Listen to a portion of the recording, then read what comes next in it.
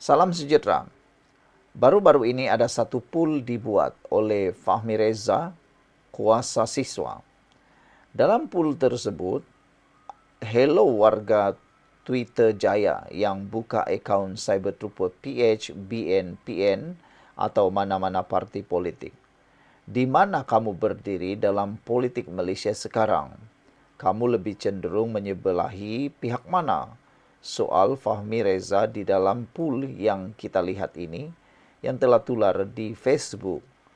Namun demikian, yang agak memeranjatkan dan mungkin mengecewakan Fahmi Reza ialah 48% daripada netizen memilih pro kerajaan Madani untuk disebelahi. Manakala 46% pula menulis tidak mahu menyebelahi mana-mana atau berada di atas pagar. Dan yang mengecewakan dan cukup memalukan ialah pro pembangkang hanya mendapat 6% sahaja. Jumlah keseluruhan yang mengundi ialah 5,896 dan jumlah itu cukup banyak. Daripada jumlah itu sudah dapat dilihat dan dihidu. Nampaknya Perikatan Nasional Pembangkang kini mula kehilangan kuasa dan tajinya. Menurut Norman Rizwan di dalam Facebook page beliau, Anwar Ibrahim semakin diterima rakyat Malaysia. UMNO sokong Anwar untuk kekal Perdana Menteri hingga tahun 2032. Berita gembira apabila UMNO melalui Presiden Zahid Hamidi menyokong Datuk Seri Anwar Ibrahim untuk kekal sebagai Perdana Menteri selepas PRU 16. Kenyataan rasmi Zahid ini bukan sahaja menstabilkan politik negara, tetapi ekonomi negara.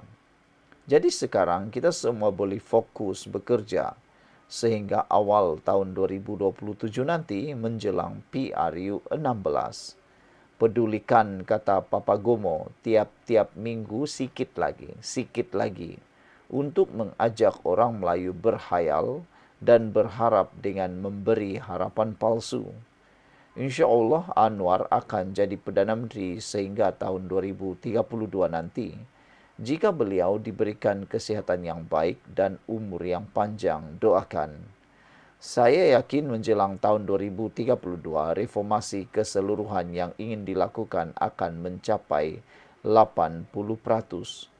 Ketika itu, rasuah ini bukan lagi budaya orang Melayu atau pegawai kerajaan.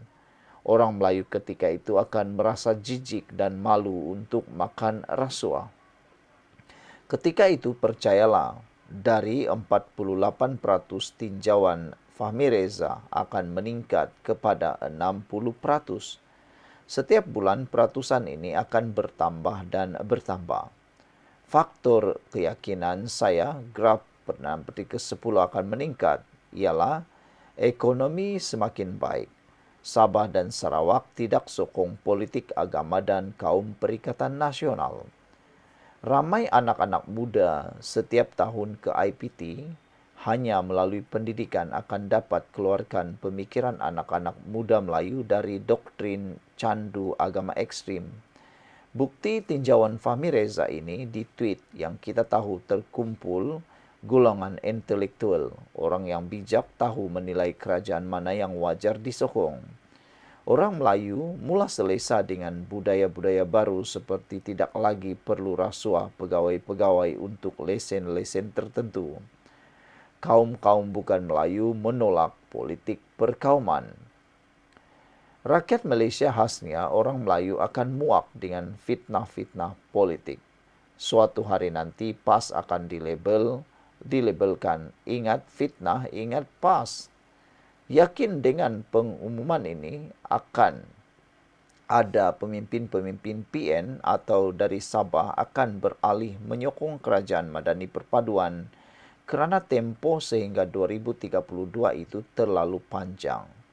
Jangan terkejut, parti yang sangat anti-DAP itu akan bekerjasama dengan kerajaan perpaduan kerana ada beberapa pimpinan mereka datang berunding.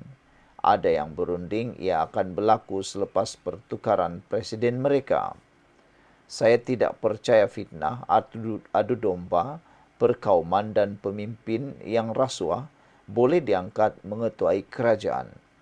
Malaysia ini mesti ditadbir, urus dengan baik untuk kita mencapai status negara maju. Seperti kata Menteri Johari Ghani, beri Anwar 10 tahun, rakyat Malaysia akan berbangga dengan negara. Saya sangat optimis dengan kata-kata Johari Ghani. Buktinya, dalam tempo 2 tahun, negara mencapai kemajuan ekonomi yang luar biasa. Bukan sahaja kita yakin, malah dunia terkejut dengan pencapaian Malaysia yang begitu pantas. Sekian dulu untuk kali ini. Jangan lupa tinggalkan komen Anda. Salam sejahtera. Pendedahan kali ini pastinya akan menarik perhatian Anda dan akan memberikan input yang baru kepada Anda semua. Dari dulu lagi, perangai PAS tak berubah. PAS ni kalau tak buat kecoh, tak sah. Bila dah kena kecam, mulalah jual agama. Hipokrasi tahap langit ke-7. Tulis Friends of Pakatan Harapan PH di dalam ruangan page Facebook. Di dalam paparan hari ini, di Pahangku Media menulis, PAS mula tunjuk besar kepala. Seperti mana yang telah pun dijangka, PAS tidak dapat lari dari muslihat politik dalam setiap tindak tanduknya. Tidak kiralah di mana sekalipun mereka berselindung. Sejak dari awal, ura-ura untuk mengadakan himpunan Munajat Raja Berdaulat, lagi langkah politik PAS sudah dapat dihidu. Ini kan pula tembelang yang sudah pecah. Apabila himpunan Munajat Raja Berdaulat yang akan berlangsung pada 27 Februari 2025 di Kuantan dianjurkan oleh Kerajaan Negeri Pahang sebagaimana yang diumumkan oleh Setiausaha Kerajaan Negeri Pahang. PAS cuba berselindung di sebalik gerakan NGO untuk meraih keuntungan politik.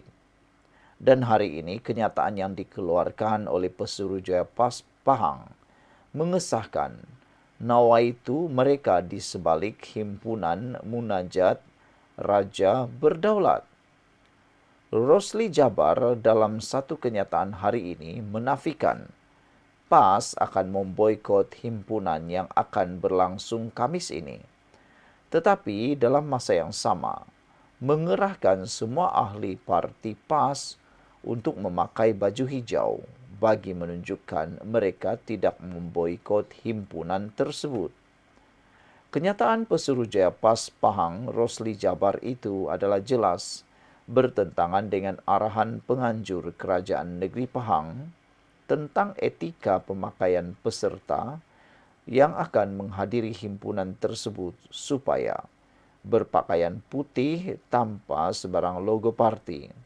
Entah apa masalah PAS dalam mengikuti arahan yang dikeluarkan oleh penganjur selain melambangkan PAS mula besar kepala. Saudara-saudara sekalian, ini adalah satu perkara yang amat luar biasa. Semua pihak sama ada daripada parti ataupun NGO sudah sedia maklum akan tujuan perhimpunan itu diadakan dan ianya wajar dilihat oleh semua pihak. Tiada elemen kepartian selain matlamat himpunan yang merentasi ideologi parti politik. Nampak sangat PAS memang tidak berpuas hati apabila himpunan yang bakal diadakan ini tidak dapat memberikan keuntungan nafsu politik mereka yang sentiasa berpolitik 24 jam, siang dan malam, tidak kira tempat dan masa, besar nafsu dan besar kepala. Itulah PAS. Jika kepalanya ular, takkan ekornya belut, kata pedas berapi anak ciri daripada page Pahangku Media. PAS mula tunjuk besar kepala. Dari dulu perangai tak berubah. Pas ini kalau tak buat kecoh tak sah.